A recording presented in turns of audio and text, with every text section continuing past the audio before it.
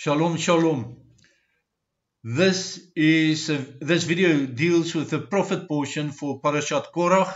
The prophet portion is from the first book of Samuel, chapters 11 and 12, and it is the history of Israel wanting to have a king, and Samuel was the last judge. He was superseded by a king at the request of the nation of Israel, and but then the king wasn't widely accepted, so Adonai sent an enemy to oppress Israel in order to strengthen the king's hand so that the first king was accepted.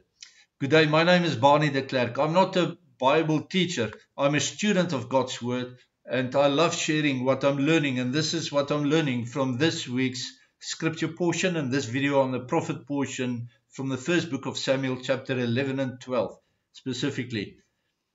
The nation of Israel demanded an earthly king to rule over them. Saul was anointed for the job, but he wasn't widely accepted as king. Then Adonai used Nachash, the king of the Ammonites from Ammon. And Nachash, the meaning of his name, Nachash is the Hebrew word for snake. So it was the snake king of Ammon came to threaten Israel. And this served as Adonai's plan to unite Israel behind King Shaul. Nachash refers to, of course, to the seducer of Genesis 3 verse 1 and Genesis 3 verse 14 and 15 as well. In 1 Samuel 11, we read that the men of Jabez wanted to make a deal with the snake king, but his contract terms were horrendous, demanding every man's right eye to be gouged out. It's interesting that Jabez, the ancient city of Jabez, later became David. When he captured the city, changed the name of the city to Jerusalem. And so Jerusalem wanted to make a deal, a contract with Nachash the snake. And this is, we see throughout the Bible that Adonai, the God of Israel, he makes covenants. He puts his skin on the block. He commits his life and he's true to his word. He's making a covenant. But Hasatan, the enemy of God, he makes contracts. And this is what the snake king here also wanted to do. A contract, the contract term is, I want to gouge out the right eye of every man in town, in Jabez. And then, of course, people asked for a couple of days to think about it, but they sent messengers to all Israel, said, come help us with this thing. And when Saul, the young king who was plowing his fields at the time, when he heard about it, he was filled with the Holy Spirit. Yes, filled with the Holy Spirit.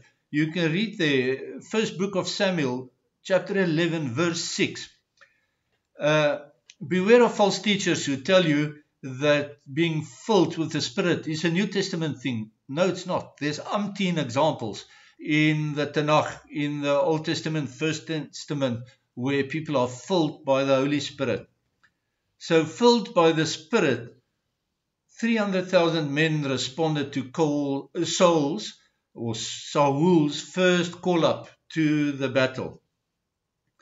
We're not told the size of the snake king Nachash of Ammon's army, but we read that once Israel hit them, they were scattered and destroyed.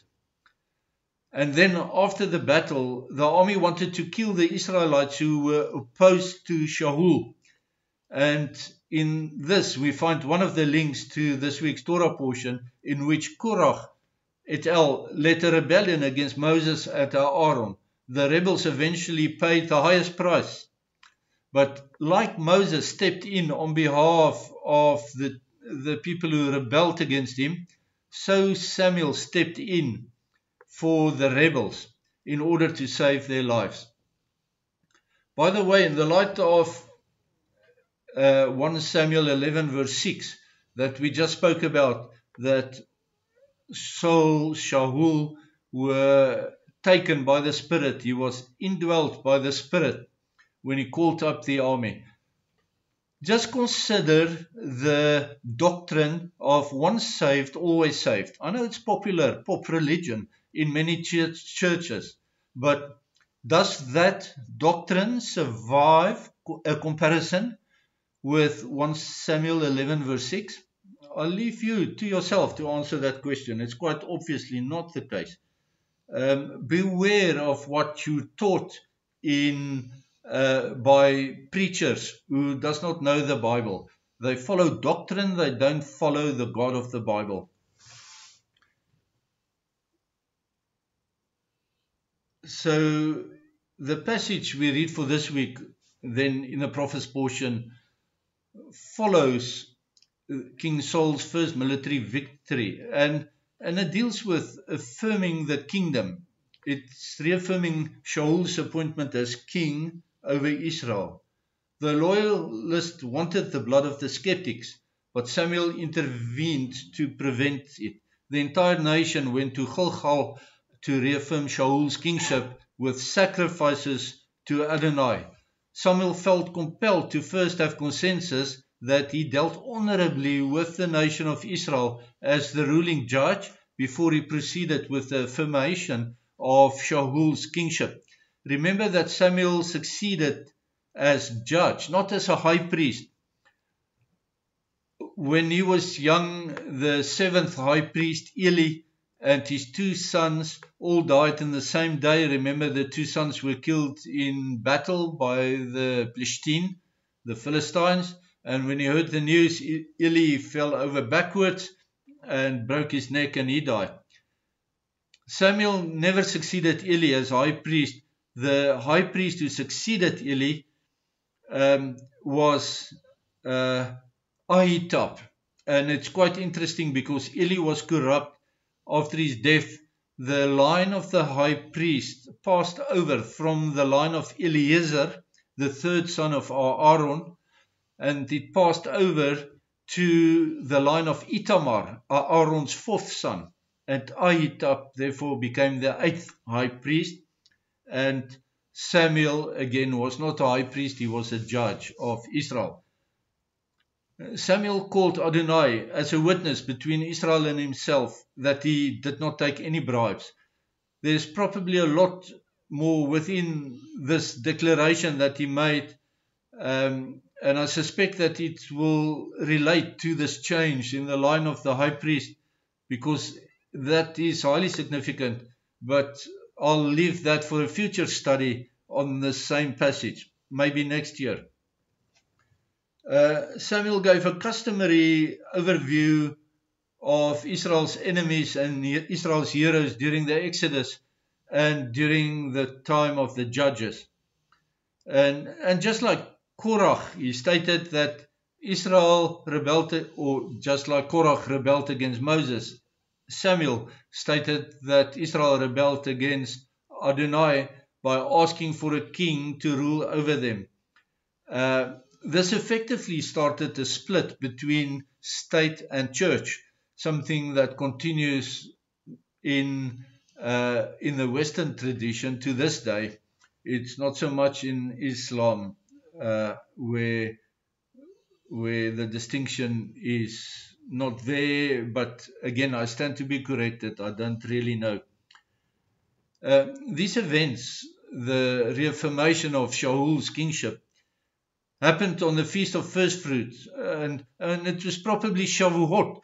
Remember, in the Bible there's 3 feasts of first fruits. There's one first fruits at the Passover, which relates to the barley festival, and then at Shavuot there's first fruits relating to the wheat festival, and the text here says the wheat was ripe. And then there's a third first fruit festival which relates to harvesting the summer fruits. So yes, the time of Shavuot. And Adonai showed his approval through unseasonable end of winter or early summer rains in this case. Israel normally has a winter rainfall season, and rain this late is people were astounded by it as a sign from Adonai. It's a complicated symbol because rain at harvest time wets the grain again, and you need the grain to be dried before you can harvest. So it's not really a blessing, but I don't have an answer for that at the moment. So Samuel concluded the festivities with the reaffirmation of Shaul's kingship with a very wise caution. He said, "Fear only Adonai and worship him in truth with all your heart, considering how magnificently he has dealt with you." This message applies equally to us today as it did apply to Israel back in Samuel's day.